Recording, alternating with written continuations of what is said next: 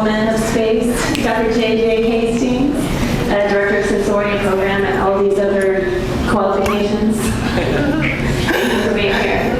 Yeah, sure thing. Wait, here. Oh, this one? All right. All right, so actually I'm going to call up my Jesse Bear. Come on up. Because it's 4:20 in the afternoon, guys, right? Let's work on some social dynamics. Let's work on some mental health and wellness. I'm just getting rid of my attached microphone, sorry. All right, so what do you think, Jess? Do you want to do a little impromptu rap for us? Get us like up and going? All right. This is, by the way, this is AKA Jesse Bear, AKA, what's your call sign? My call sign. Yeah, you had a call sign, and before you get your call sign. Sorry, babe. Anyway, no. Okay, so I'll start by introducing. So Jesse got the call to come like 3 days. We're calling it pulling a cyan, because cyan had to do the exact same thing for our first and ours. So I told Jesse he's got big boots to fill, and boy did he fill them. So because it's 4:20 and we need some people to like liven up in the afternoon, I'm gonna put my friend Jesse on the spot because he's a fantastic artist, and I'm hoping maybe you can just give us a little bit of inspiration before I go into more. Are you guys okay with that? Yeah. You guys okay with that? All right. Feel free to get up. I need you to support real quick. I'm gonna need a boom, boom, clap. Boom, boom, clap.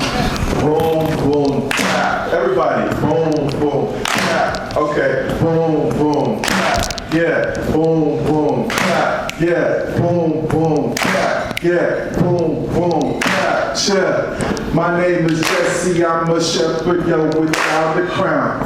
I came to AZ to bring my skill set to the town.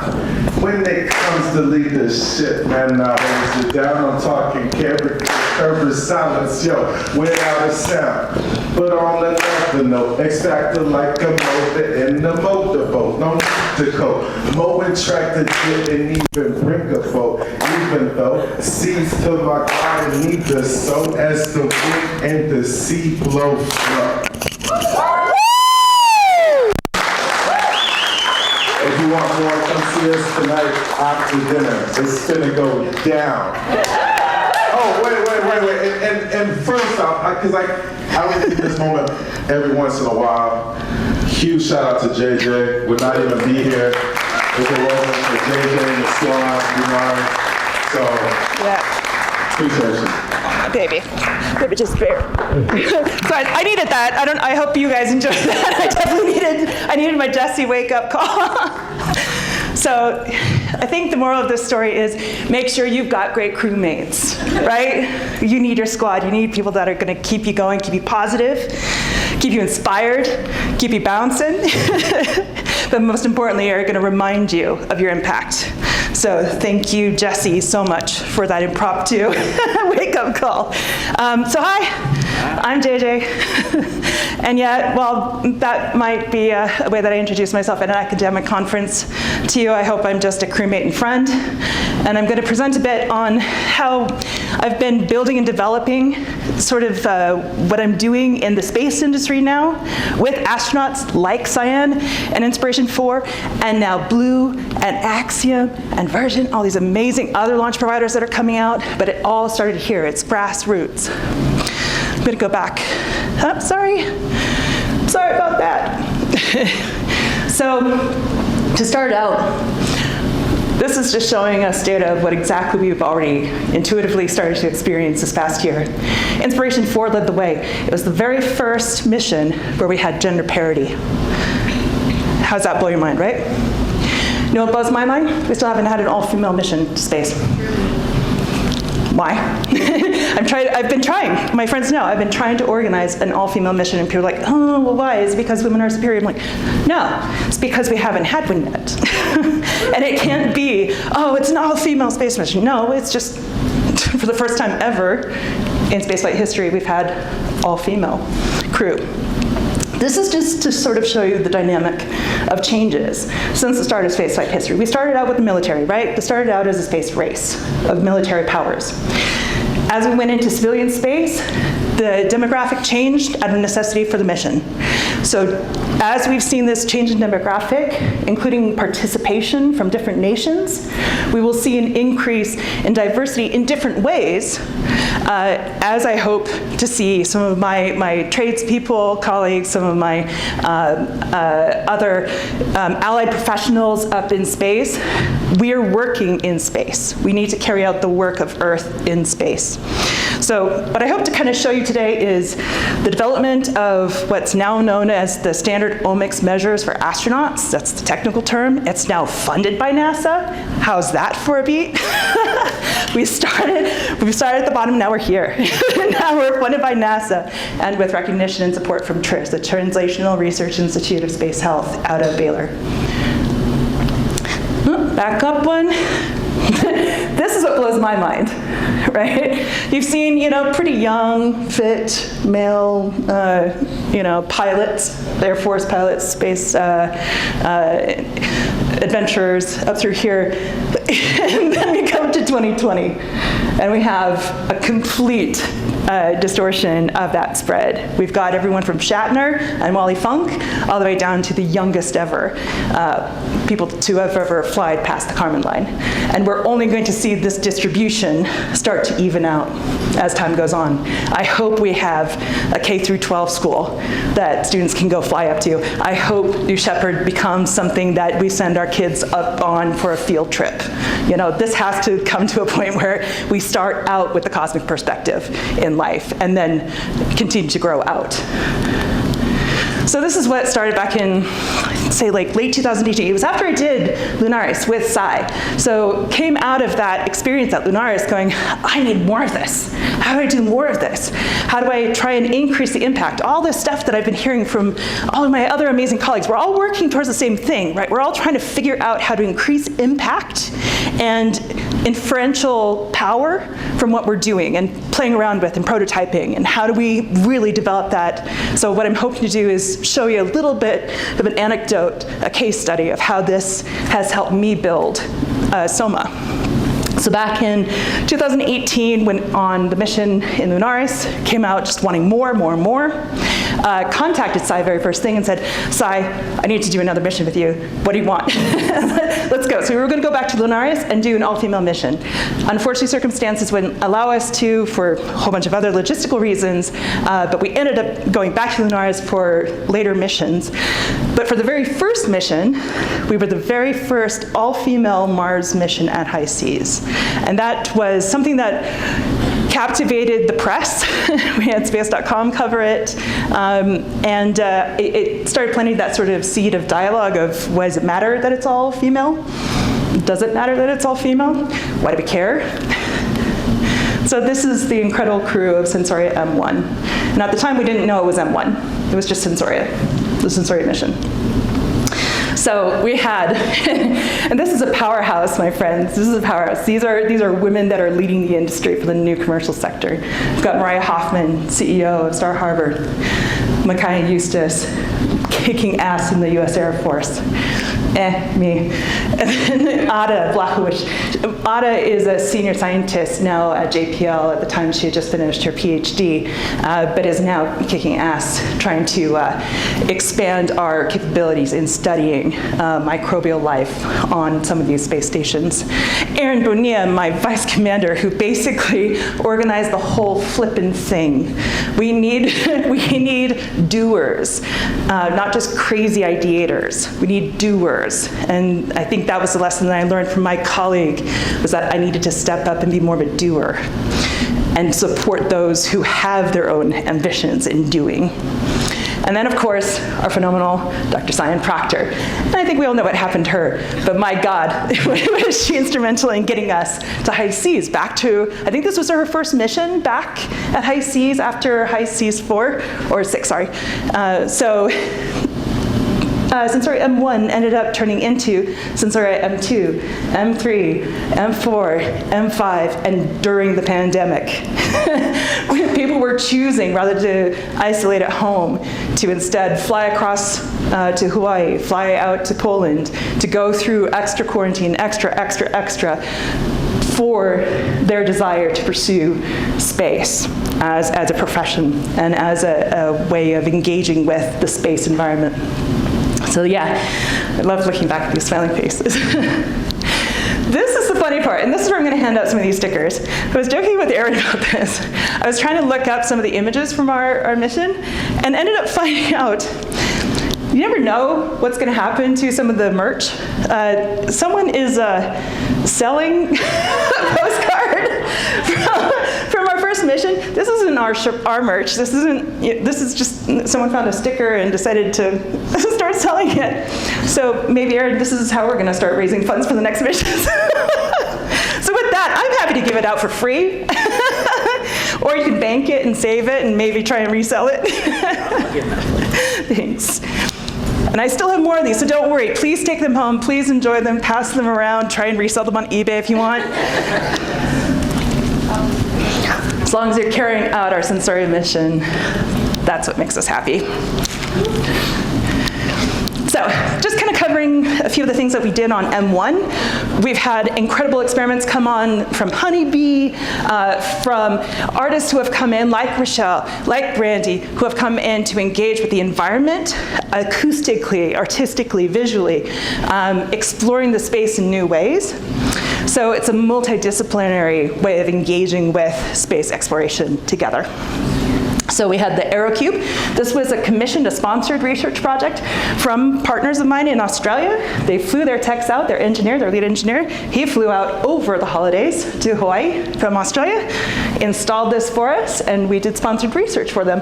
And I just got a message back from him. They are now scaling to warehouse size, and he directly attributes their participation as an Australian company, a startup, participating in this. He directly attributes it to their participation because it gave them the coverage, it gave them the feedback, and it gave them the relationship to think about how to improve their impact. The Micro Titan, this was actually something straight out of JPL. They've been trying to figure this out for a while. It's by a company in Texas, AO Biosciences. And ATA came in with this experiment because they've been playing around with it at JPL. They've taken it out to other environments, but wanted to do an environmental study to compare to another study that I was already doing. So we had some amazing experience from JPL, had an artist colleague that I've been working with who focuses on natural death and dying. She made this special, gorgeous garment for me to wear in a death ceremony at the very end of the mission. Of course, crawling into the lava tubes, but the missions that I go on, I tend to bring a lot of equipment with me to try and sample from that so I can see what is microbially present in there over time. So I'll do a call to action at the end, but that's the end. So different engineering and other substrates for regenerative medicine, tissue engineering, and then of course the microbial ecology is my area of specialization. So this is what fascinated me at the beginning. How do we study the humans in these confined environments in a holistic way? Not just one system, not just physiologically, not just little signals, but holistically and at the molecular level. It's incredibly challenging to do even in a clinical study, let alone in an isolated, confined environment. So this is what we developed for SpaceX for the Inspiration 4 mission. Basically, my boss got a call. He's known world-round for his role in the twin study, the NASA twin studies with the Kelly twins. He knew I was this crazy expeditionary researcher who goes out into simulations and had done sampling before with him. And so he said, JJ, what do you think about starting this for SpaceX? All right, sign me up. So we developed this schema for sampling and maximizing what we're collecting in order to be able to bank and then expand out to the scientific community ways of engaging with the samples as well as the data. So right now we're in the transition from sampling into processing and then data storage. So this will all be available eventually, but through negotiation with the crew so that they're in constant involvement in the consenting process for the release of data and publication. 5 minutes. Thank you. I'll slide through these because you guys know these places. Yeah, there she is, smiling and ready to go. She was doing a little recon for us, showing us the space as it was then. Lunaris, our epic TARDIS in Poland. Yeah, there we are, the very first mission I was on, Spectra. Some highlights of how we collect the samples. So we do these swabs of all the different body orifices and different parts. The microbiome across your body is extraordinarily diverse, let alone inside along your GI. But the exterior of your body, it can be different between your forehead and different parts of your nose. So trying to follow changes across your body, like trying to trace it across a terrain, which we also do inside the habitat, this mixture and interface and exchange between the different niches of microbial colonies is part of my area of expertise. And of course, here we go, our awesome legends. So got that call, and what's interesting to note is that there's a bit of precedent in terms of the flight profile. Flight profile for Inspiration 4 in terms of radiation exposure, altitude, and inclination is about the same as Gemini 7. So if you're looking for historical precedent for a flight profile or a mission to compare to, Gemini 7 is kind of where you should be looking. This is a schema that I'm always happy to share with anyone who's curious and wanting to develop their own form of SOMA. It's a lot. The priority here is on collecting the most diverse number of samples and then stabilizing them into a form that can be preserved, processed, and shared. Right? So it's not about collecting it to hold it and hoard it. It's prioritizing collection, processing, and storage for open science. That's the imperative here. Yeah, this is why I think so was giving me a call out. Poor thing, I tortured her way too often. The crew would see me coming in and go, oh God, here she comes again. So I give her first privilege to sit on comms and tell me where to go stick something in myself when my time comes. This, I think, is the key takeaway for you. And I've got a next slide with the core opportunities and challenges that I see for the analog environment currently.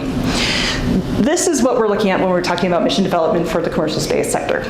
We've got everything from initial ideation through to critical design, and then back up towards integration and deployment, right? So you go through this V that's kind of characteristic of most systems engineering projects. But then we've also got within the institutions of space exploration, NASA, DoD, most anything that is required to go through testing before deployment out into a field has to go through TRL raising, tech readiness level, whatever. So trying to move it through this process of increasing up towards ready to go. It is ready to be integrated into this V development. This is the challenge for analogs, really, right? How do you plug into this sort of systematic industry-wide development process? And I would say for most analogs, unless you're already working with a space agency, you're hanging around in the early stage, right? You're prototyping. It's when you start finding those external partners, commercial or public, that you can start moving into TRL 6, 7, 8, 9, right? But analogs can be incredibly important at de-risking and moving things forward rapidly in these early stages of TRL. 1 minute. Thank you, I'll move fast. I'm just going to reference this incredible paper by my colleague Evan, who has done a number of important reviews of humans in space, so space health. So Evsheniku from 2020 in Cell. But I'm also going to highlight the key opportunities and challenges that I see here going forward. I'm going to read it, sorry, because I don't have it in front of me. So the key opportunities, the crew in the space analog habitats are generally astronaut-like in their profiles. So if we're talking about health studies or crew dynamics, we're lucky in that we've got people that are probably interested in space and looking for a space-like experience. So that tends to be self-selecting.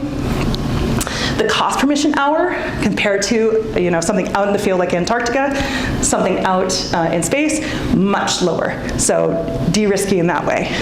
Able to prototype and iterate quickly. The pace of missions is much faster in these analogs. And the crew composition is comparatively more diverse as a cohort than what we currently see with our flyers. Now for the challenges. First, the design of the habitat. drives what is possible to do in that. So we will need a million different kinds of habitats and a million different kinds of analogs to be developed to continue to expand and accelerate moving through TRL. The other is the ability to support sponsored research, which is how a lot of these analogs and missions move forward, is by sponsored research, just as we did with Sensoria.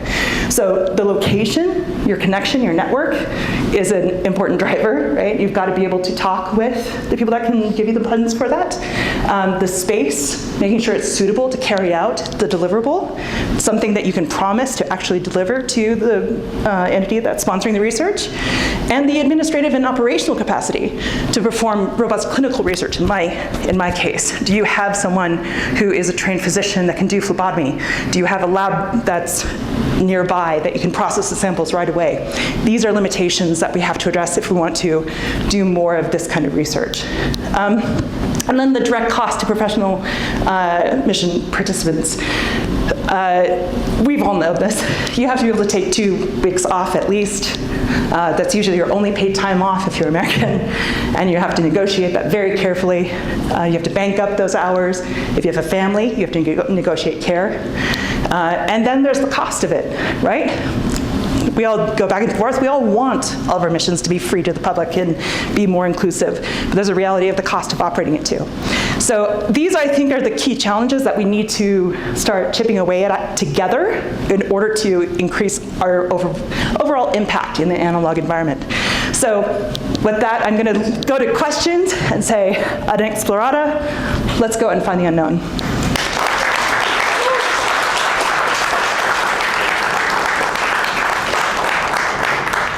Okay, so any questions? Okay, so we did a lot of testing, with Lunars, with our microbials, and I really haven't been able to reconnect and say how did the research go? Was it positive? Did we find anything extraterrestrial? I'm just really interested in knowing what came about. Yeah. So I'll be honest, I talked to Sai about this a bit. So because with Inspiration 4, we had a lot of funding and a lot of people to process.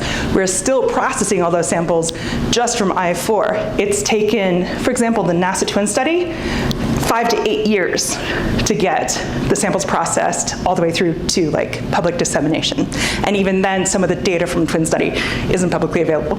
So I think also being realistic, and this is great feedback for me, right? How do I be realistic about what deliverables I can get back to the participants in a timely fashion?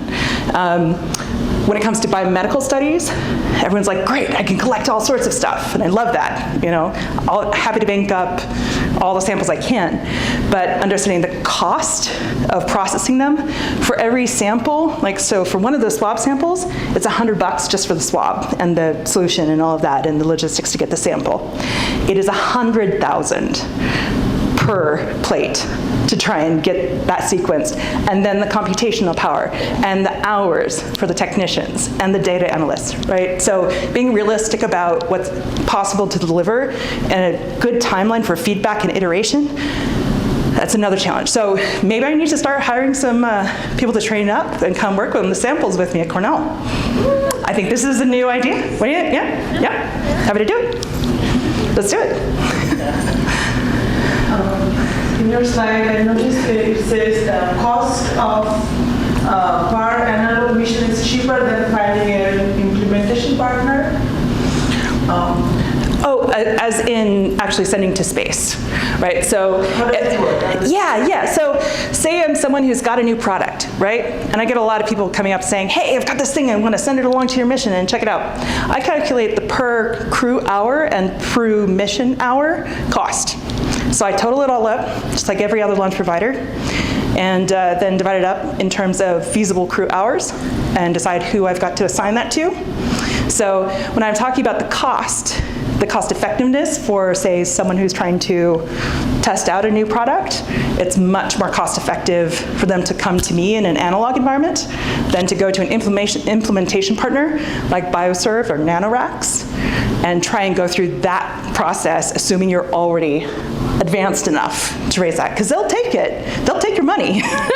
It'll take you longer to get there and much more money, but they could raise that TRL if they came to analogs and sponsored research that got outcomes that they could go then to the implementation partner and say, see, we already know that it works within this environment. Yeah.